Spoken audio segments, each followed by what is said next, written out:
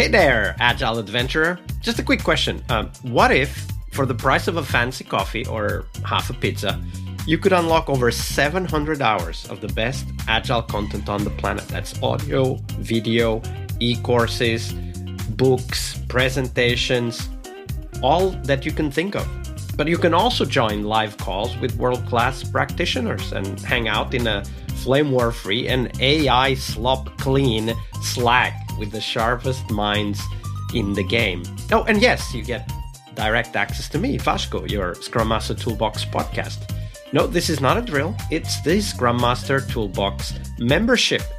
And it's your unfair advantage in the Agile world. So if you want to know more, go check out scrummastertoolbox.org/membership. That's scrummastertoolbox.org/membership. And check out all the goodies we have for you. Do it now. But if you're not doing it now, let's listen to the podcast. Hello, everybody. Welcome to one more bonus episode of the Scrum Master Toolbox podcast. And on this episode, we have joining us a previous guest. So I want to say welcome back to the show, Mooly. Good to be here again, Vasco. So check out the previous episodes with Mooly with the link in the show notes so that you can also find out more about the work that he's doing other than the topic that we have today. Because Mooly wrote the answer to where should AI fit in your software development life cycle process. And the answer is deceptively simple. Find where you're already underperforming, then measure before you automate. This part is important. And in this episode, we break down why most AI adoption software teams fail and what is a disciplined approach that you could take and what that looks like. But of course, we need to get a little bit of context of our guest today. So, Mooly, you've been helping software organizations improve for over 25 years, long before AI was even a topic like it is today. I mean, AI existed already. It was just very different from what we have today. What got you into this work of improving software organizations in the first place? Yeah, great question. Well, AI existed in the science fiction books that I read as a child. I remember Asimov with the 3 laws of robotics, right? Yeah, but there was actually artificial intelligence in the some of the early Zilazny books and others. But anyway, so I've been an engineer for as long as I can remember, and I always liked solving problems, complex problems, and always had a passion for finding out process areas that need improvement and understanding patterns. Probably I'm a very artificial version of artificial intelligence because I've been identifying patterns way before AI was doing that. So when I started out, one of my first jobs was at Microsoft, and I got the opportunity to work in engineering excellence, and I just loved it. So I was happily debugging process areas and finding areas for improvement. Debugging processes, debugging people's communication skills, I bet. Well, it's all over the place, but this was really fun because it was such large scale, and every single simple step, a simple improvement would make the lives of so many people better, and the code better, and the products better. And later on, I think I was just lucky. I got the opportunity to build the first software center of excellence for Philips. Where I just built upon my passion from Microsoft, and it was working well. I spawned it on to a separate business, and I got lucky again. And I was asked to do it in the automotive market, and then I worked with one company, and people started moving to other companies and asked me to do it again and again. And I've never intended this to be my career, but I'm getting requests left and right to do the same process excellence and software engineering excellence work with the framework that I created for Philips at the time, by so many different companies. So I just get the best job in the world. I get to solve fresh, interesting problems in software in different contexts and actually see how I make lives better for people. So, Yeah, yeah. absolutely. And making lives better for people is what we really like to do here in the Scrum Master Toolbox podcast. I mean, there's even a whole profession dedicated to that in the software world. It's called the Scrum Master, and this is the podcast for them. So maybe, Mooly, in those times, you wish you could have probably gotten a podcast like this. I'm just guessing. I don't know. Probably. So when you look at the companies you've worked with, over all of these years, what do you think is one advice that kind of crystallizes many of the things that you've learned that you could share with our listeners who are right now trying to improve how they build software today? Yeah, I think if I try to generalize my insights, it's a lot around realizing that improvement doesn't mean progress. And the fact that you can improve something doesn't mean it will actually have an impact on your overall results, on your revenue, on your time to market, on your customer satisfaction. And so I think there are too many efforts to improve too many things that don't really matter. And I think we will discuss this a little bit more when we talk about the AI and the SDLC. But I was working in many companies that were investing a lot of money on improvements that all were improving a specific step in the software development lifecycle without meaningful impact on the result. And so the ability to tie a specific improvement to what actually means progress for a business, that for me is one critical component that's missing in many transformations.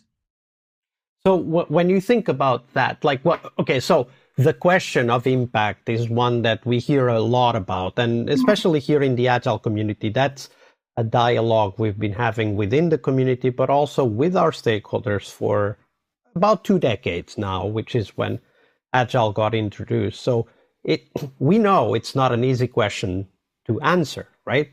I bet that as we speak, software development lifecycle improvement efforts are suffering from the same problem that Agile adoption suffered, right? We were told, we just want to be faster. Okay, but faster for what? Right? Like just putting more stuff out there is not necessarily going to improve your business. And now here we are, AI adoption, and we'll talk about AI in the SDLC right after this, but here we are, AI adoption, and again we're being told, we just want to be faster. Well, but, shoveling brown stuff faster out the door is not going to make it pink stuff, right? Yeah. I think at some point, everyone who works in this industry for long enough has realized that they have to pay lip service to improvement. No one can say, I'm happy with what's the current situation. Everyone needs to say, I'm improving. Everyone has an improvement plan, an improvement horizon, an improvement roadmap. But these improvements, if you ask just one more simple question, how does this improvement improve the business performance? Most people will get stuck because they don't think in those terms of how this improvement ties into the business performance.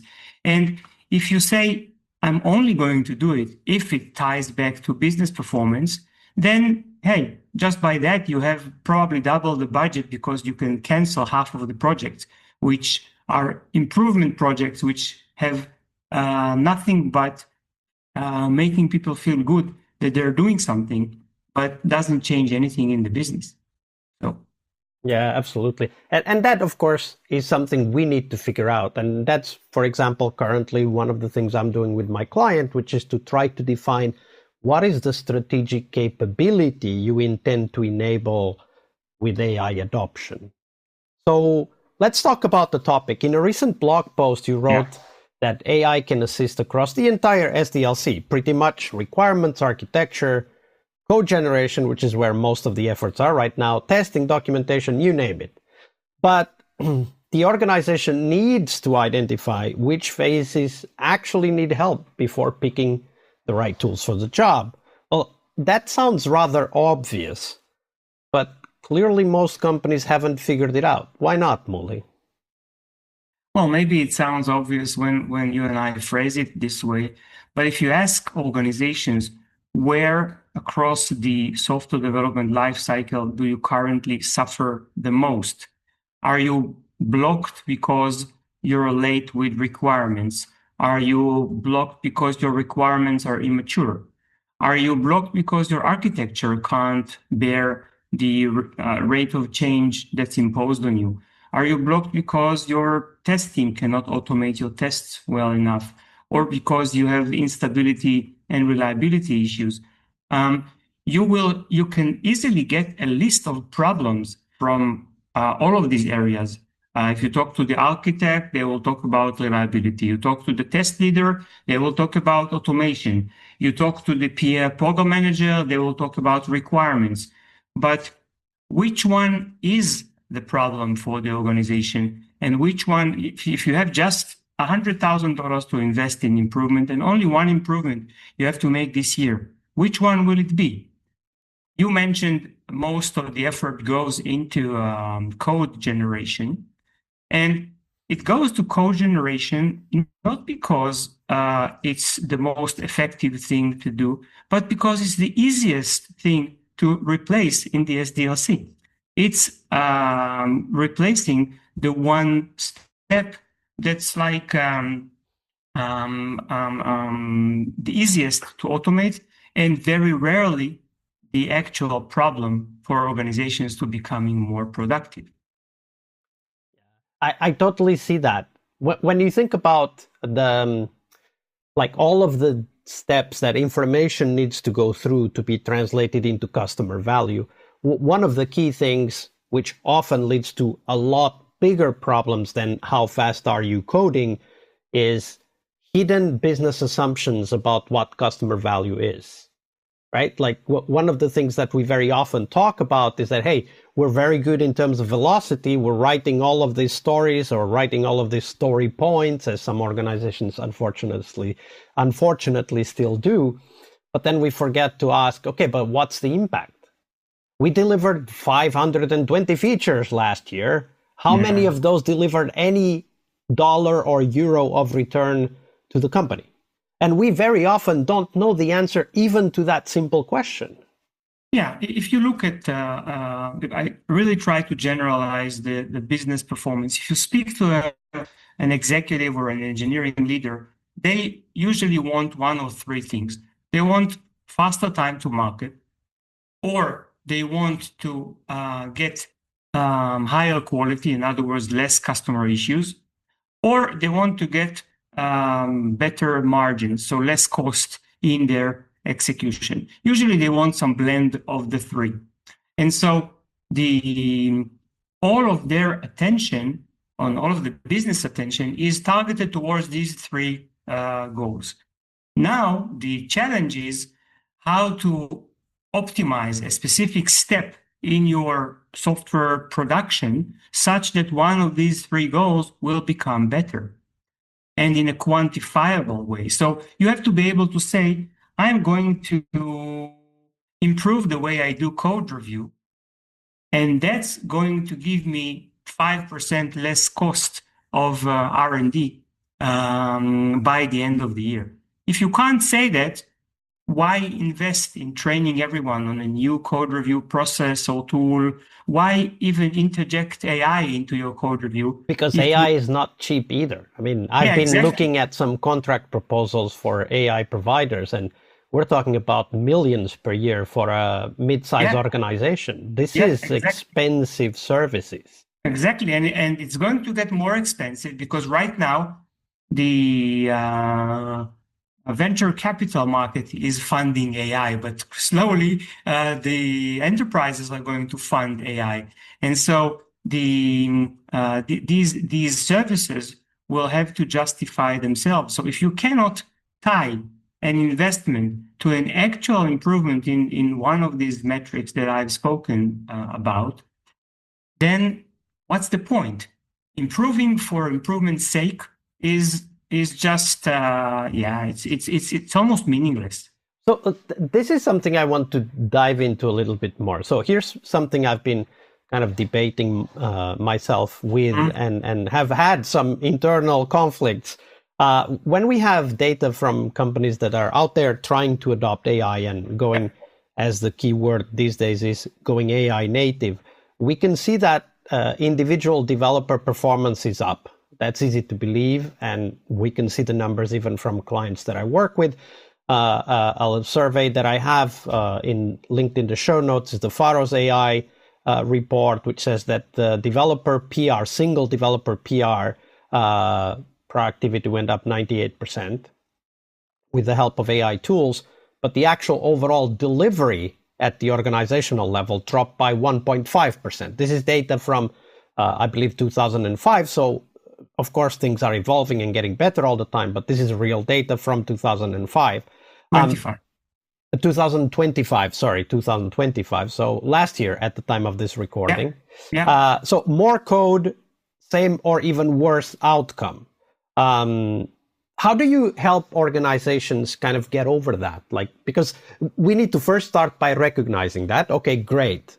So maybe you help them there as well. But how do you then help them to move forward? Because in this specific case, we can see that the organizations surveyed by Pharos AI were clearly not optimizing the right place of their process, and they were still happy and confident they had indeed optimized something, which they probably didn't. Yeah, more code, less business productivity is exactly what we were discussing earlier, these meaningless improvements. Saying the developers are more productive because they produce more code is like saying a book author is more productive because they write more words. Okay? The unit of work is not the number of lines of code they produce.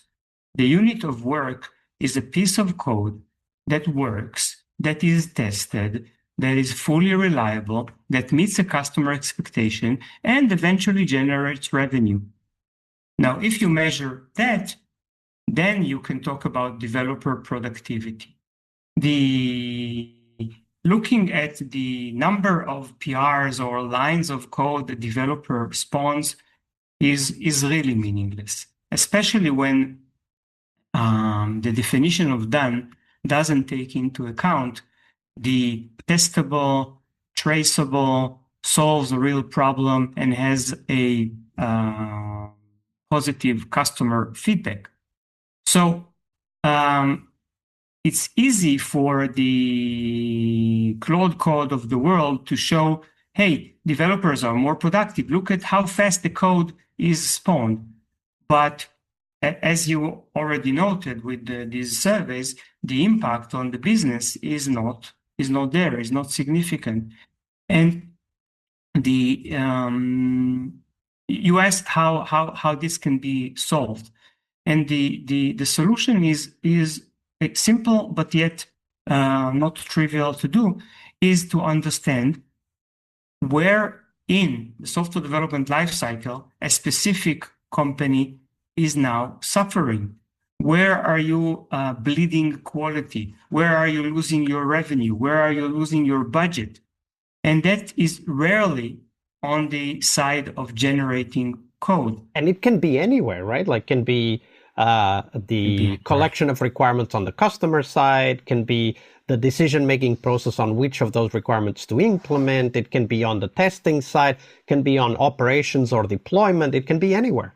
Yeah, I know we're going to discuss this a little bit later, but if you think about the software development lifecycle, which is, let's say, a fixed flow of activities we have to go through as we make software available to the world, each phase of this software development lifecycle can be your bottleneck. Each phase can be your blocker. And in order to understand where to improve, you have to be able to debug this software development lifecycle and understand what is keeping you back. It can be how you reuse code. It can be how you use open source or third-party code. Your policies around dynamic analysis, reliability, non-functional requirements. It can be different things for different businesses. But if you just say, well, let's just get 200 million tokens and let the developers create a lot of code quickly, well, there are 35 steps in the SDLC. You have a 1 to 35 chance of being lucky and improving your productivity. Maybe your problem is code. Maybe you'll strike gold. But as the famous quote from Mission Impossible goes, hope is not a strategy. So if you want to improve in a structured way, you have to understand where your problems are. And you started by saying this sounds reasonable, but today no one has a really good understanding of. Here's a simple question for you. Name an organization or think about an organization you know well, and try to answer in your mind the question of, for this organization, what is a bigger problem? Requirement stability, code review, or test automation? Well, with AI in the loop, I know one of those is going to be a much bigger problem than the other two. Which one? Code review. Can you imagine reviewing 10 or 100 times more code with the same people?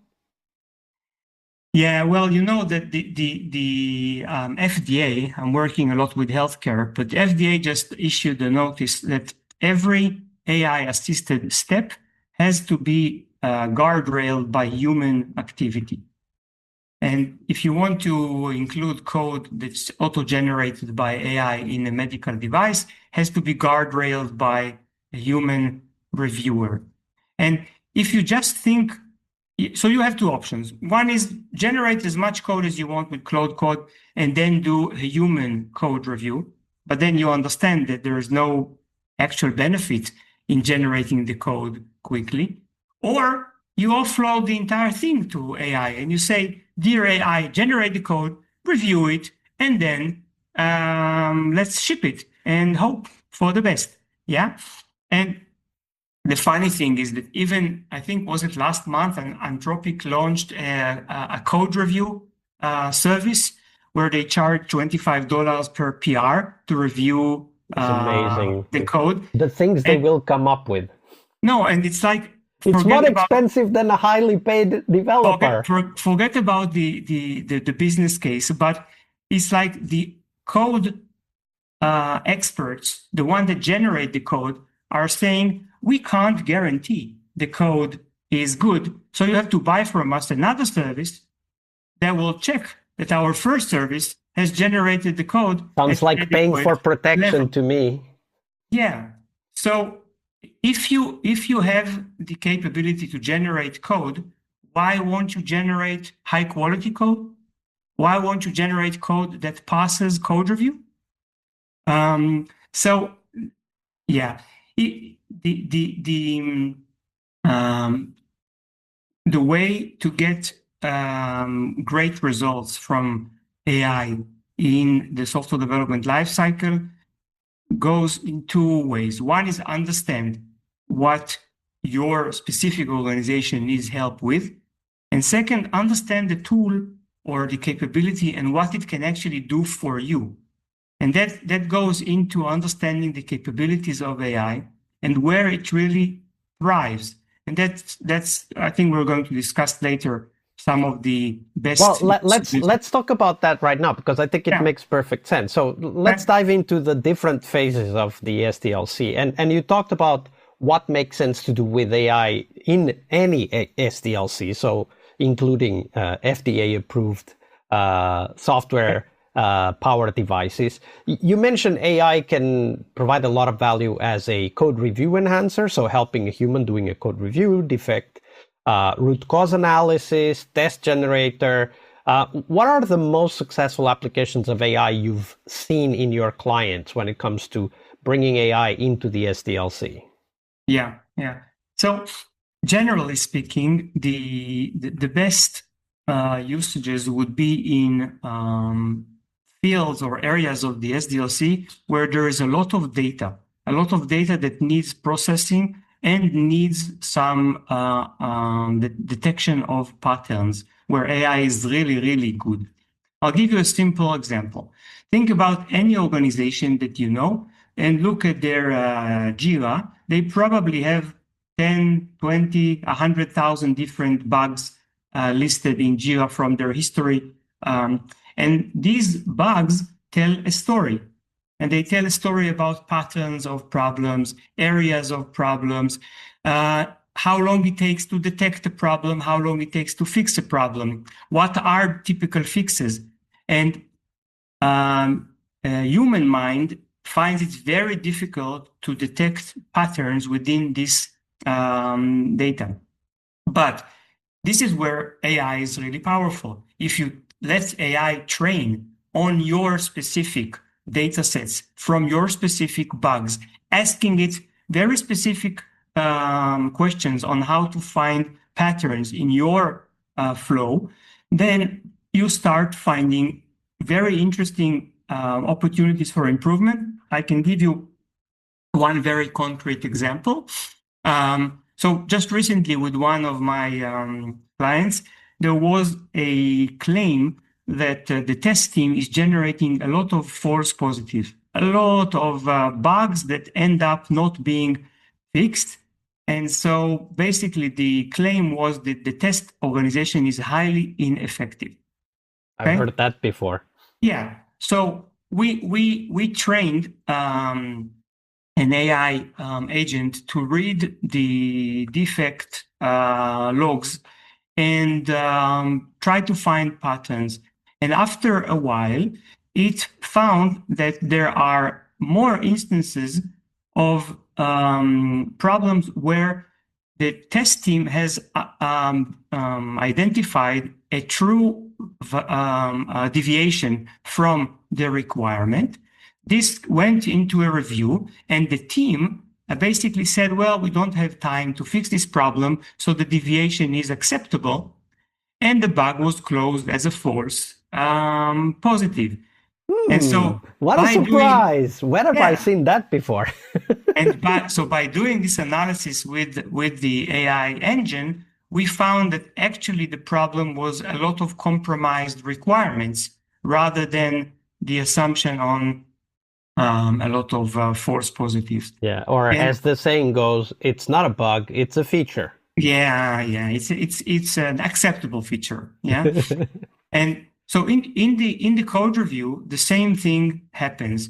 The best teams are trying to learn from every bug that escapes code review, are trying to learn what happened in the code review and how the code review process itself can be improved. Because the code review is one of the early quality gates, and it needs to be quite effective. Most of the problems can be detected at the code review, but learning from bugs is quite a difficult process.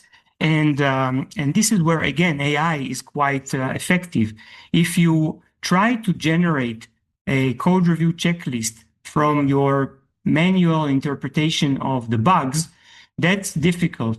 If you ask an AI agent to constantly scan incoming defects, rather from customers or from your verification team, doesn't matter, and generate a live, ongoing checklist for you that actually you know that if you go over these 10 things, you cover the most probable problems that a code review can catch. And so the AI agent is there to train on the endless stream of defect data and generate for you. If you say, I'm willing to spend half an hour on code review, the AI agent will generate for you the best half an hour you can spend on the code, looking for the best things that especially if it is augmented with previous code review learnings that were collected over, in some organizations, many years of code review practice. Yeah, exactly. And so the use of AI on large data sets, like your code review records, like your bugs, like your requirements even, this is where the integrating AI gives you quite a lot of benefit. Yeah, absolutely. And I think you described very well any process that already has a lot of data that you can mine for patterns and then transform into either guides, prompts for the AI to do certain things or review certain things. And right now, at the time of recording, we know that companies like Anthropic are releasing new models, frontier models that are able to do security analysis on software out there. And of course, they can do that because they have that data behind. And now we can take advantage of that data that is encoded into the models and apply that in our processes. And a very basic thing I remember, and Mooly, you and I are about the same age, so you probably went through the same process of trying to do human reviews on requirements documents, right? Like we actually had hours of meetings just dedicated to reviewing the requirements because we already knew way back in the 90s that a large amount of problems came from the requirements document, not from the code itself. And I would say that automating document review is a much easier way to see great benefits of AI, because if you give AI both what you learned from the past, but also your strategic objectives, your OKRs, then it can correlate those with the requirements that are being processed to get ready for development, and they can find gaps and they can find things that are either contradicting or incoherent or whatever that is. And I know, at least that was my case, I know that humans are very bad at finding this because it requires a very detail-oriented, painstaking analysis of everything that was written, not just the one requirement, but all of the requirements. And that's an example of where I see that AI-assisted or even AI-driven processes could help us. What other steps in the SDLC have you seen your clients apply AI to with potential benefits? Yeah, so I think the best implementations I've seen to date are around code review, around test generation, whether unit test or component test or functional test. Also a little bit around trying to create requirements, at least assist in requirement creation. I actually have not seen a good case of implementing code generation with AI. I think the main reason is that the part that is missed is that code generation by itself is not the challenge. The developers going through the process of converting the requirements into code, it's actually a thinking process, and it creates a lot of discussions with the product managers and a lot of back and forth, which help refine the requirement, because the requirements are never complete and they always contain contradictions. And when you start trying to implement them, thinking about these requirements, you start seeing those contradictions. And you go back to the product guys and you ask for clarifications.